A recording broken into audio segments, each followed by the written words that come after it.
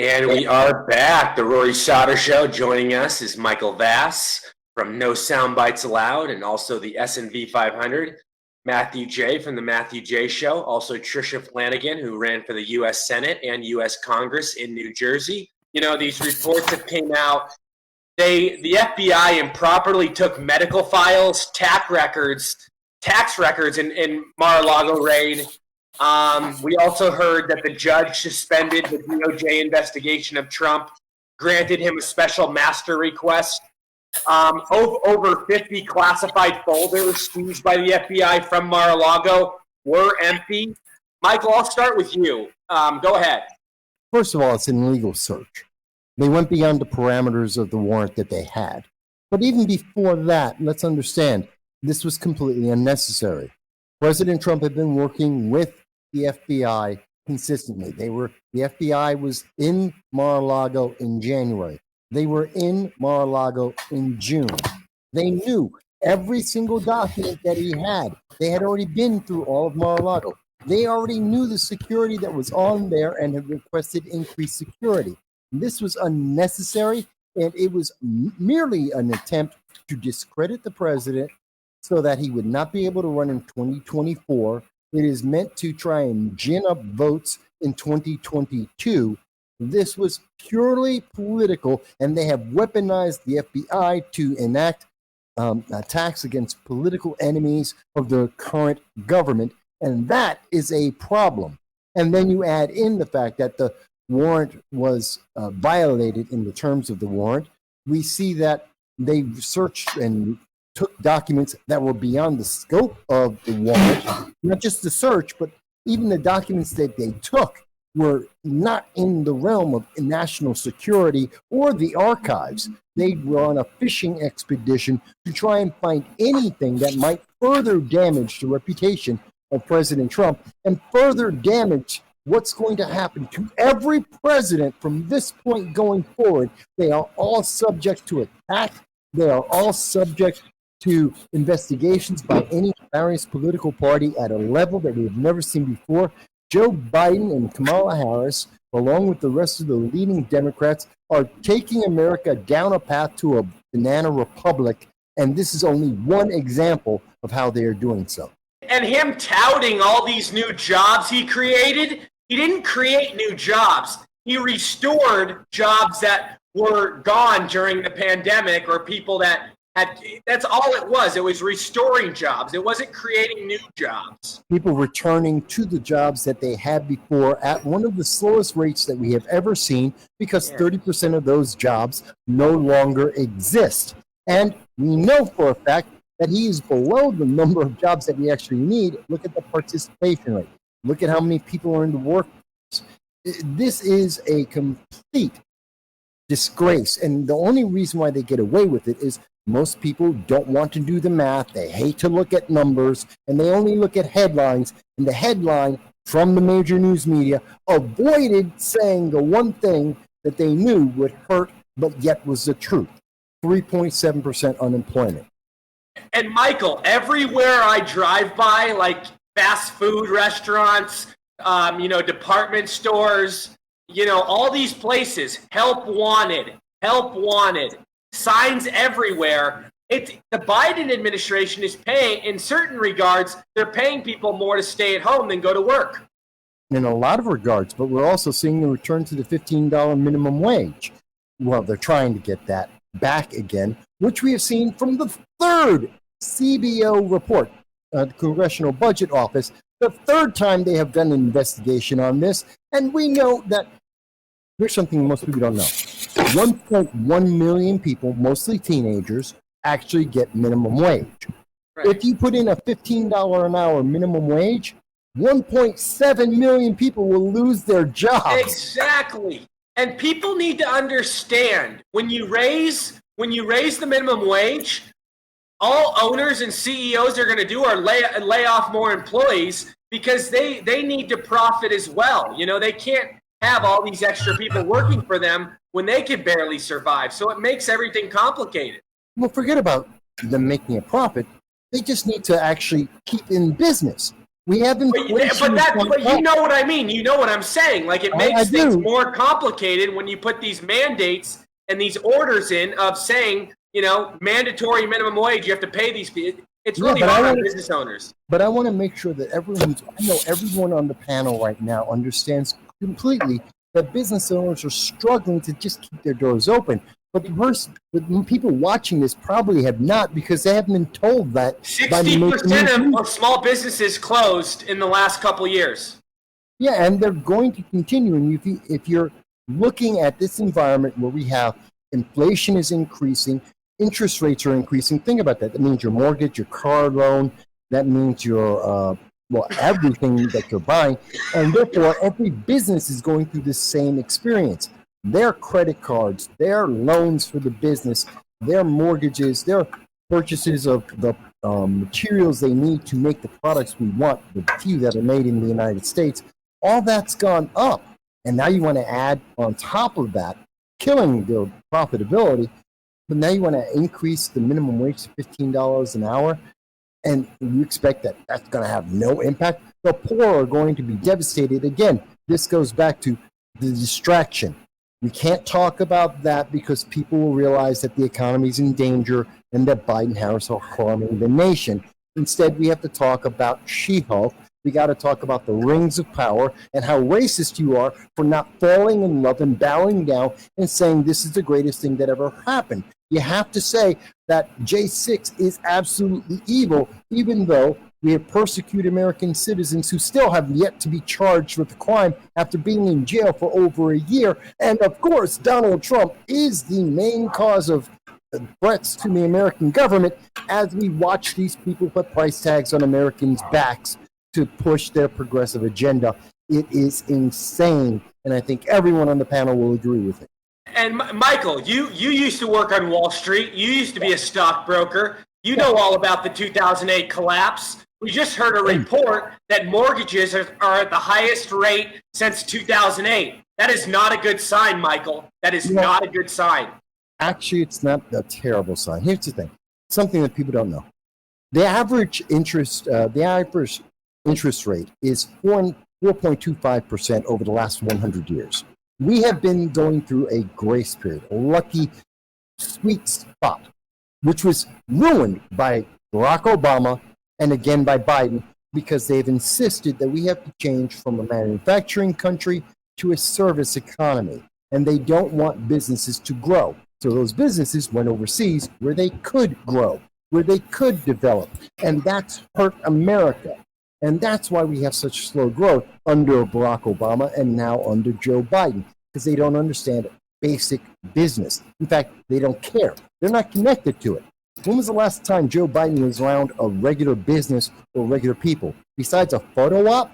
About 55 years ago.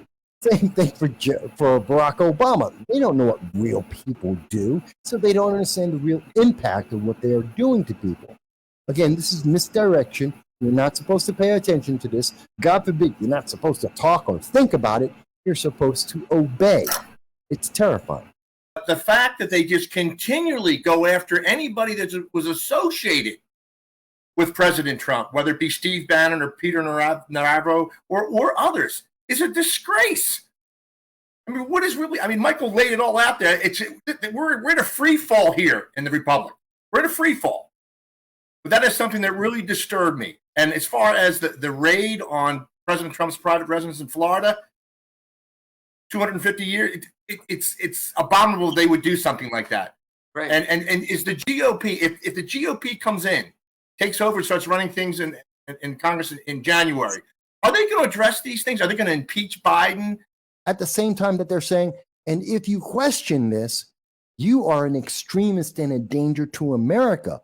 This is straight out of the playbook of Goebbels in 1939.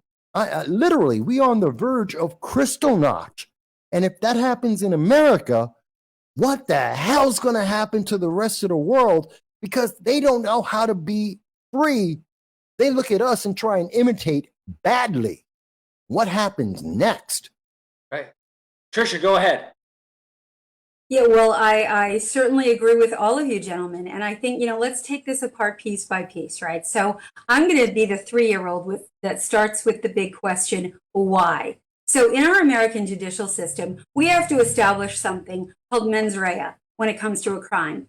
And everything that you each have talked about is really, it's a crime against our Constitution. It's a crime against the American people. It's really, in many ways, a crime against humanity, because what we're looking at is the complete and utter assault on our American way of life and all the people who are guaranteed freedom. We all have a vested interest and a vested concern. So when you look at why, look, I'm a chess player. My son is he's in college now, but he was the grade 5 chess champion. So I taught him, and I'm at least as smart a chess player as a 5-year-old. So that being said, what I look at is, again, the big why. So when we look at the raid on Mar-a-Lago, well, what's the real motive there? What's the mens rea?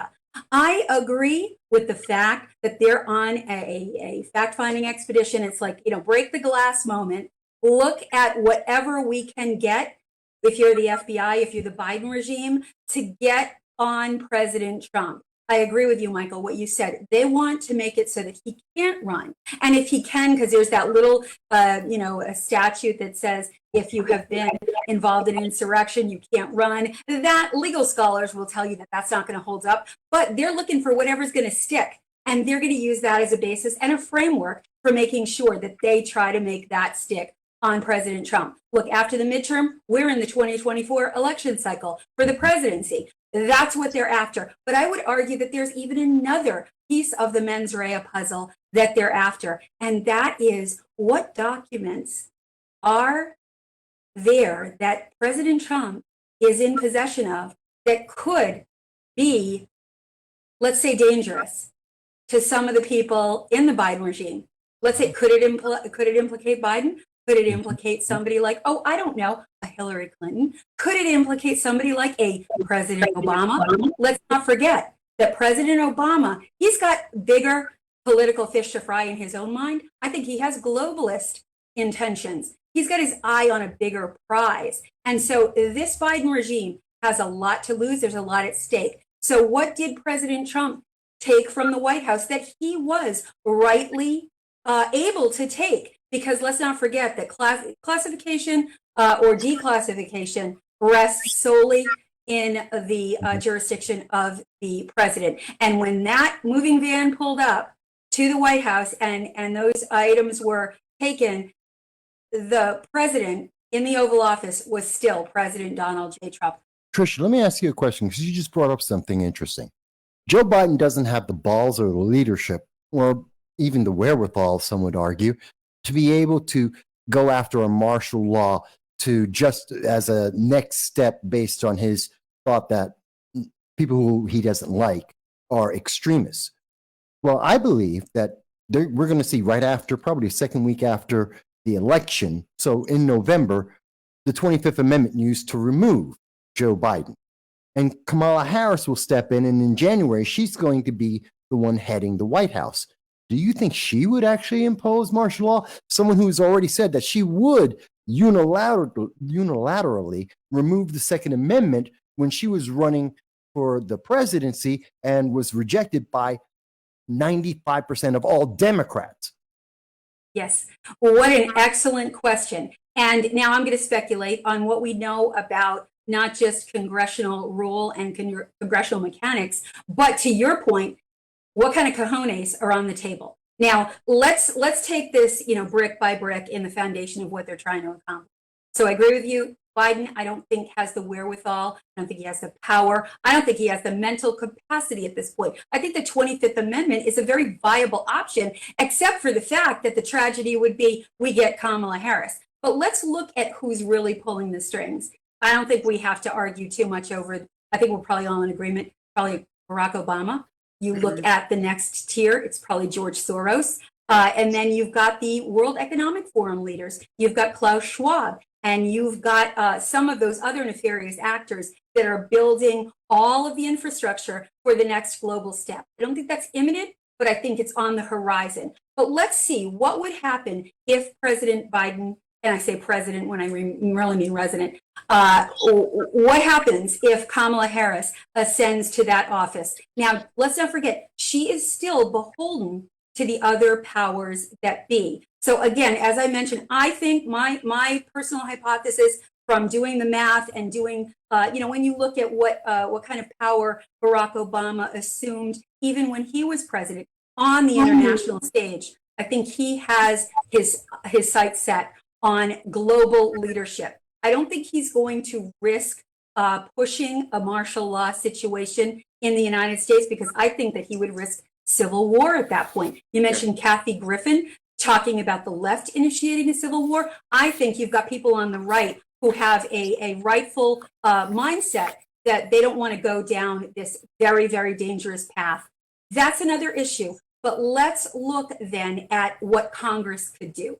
So we stand to regain, as the GOP, we stand to regain control of Congress. I think we're going to get at least 28 seats in the U.S. House. We only need 5 for a majority. Then we look at the Senate. We are looking at probably gaining, if we're really, really going to push it and really be successful, which I think we can be, especially if Herschel Walker can knock off Warnock in Georgia. We've got some pivotal races, right? He's a weak, I hate to say it, Herschel Walker is a weak candidate. I mean, great football player, but I mean, I don't think he's not going to beat Warnock, but we can keep. No, he won't. No, he won't, President Michael. Trump is behind him. But Michael, you know how hard it is to beat an incumbent? You know how hard it is to. Yes, I've run against them. I do. But I think you can do it. Don't forget that Warnock won on a special election. So this is really I think that there's some room to push forward with Herschel Walker. And then we've got Oz in Pennsylvania. He's not perfect, but he's better than Fetterman. But here's the point. We had the political capital to play at that point. We don't right now because the margin is so thin. I do not like Oz, but what other choice do we have in Pennsylvania? And if we can get 5 seats, we get the simple majority in the Senate. We don't have enough open seats or enough seats that are in play in this go round, because a third of the Senate is up for re-election every 2 years, rather. We don't have enough to get a filibuster-proof majority, but we can get a simple majority. And that, combined with taking back the House, combined with, I think, that upper tier infrastructure of the Democrats having a global view rather than an immediate domestic one, I think that might be enough to tip the balance. To finally answer your question, Michael, that, would Kamala Harris be the one to be able to make that decision for martial law? If she goes rogue, she could. She'd be the president. God forbid. Let's hope not. But I think in the larger scheme of things, I think with the congressional part of the equation, with the global aspects of the upper tier, I think that we might dodge that bullet, but who knows?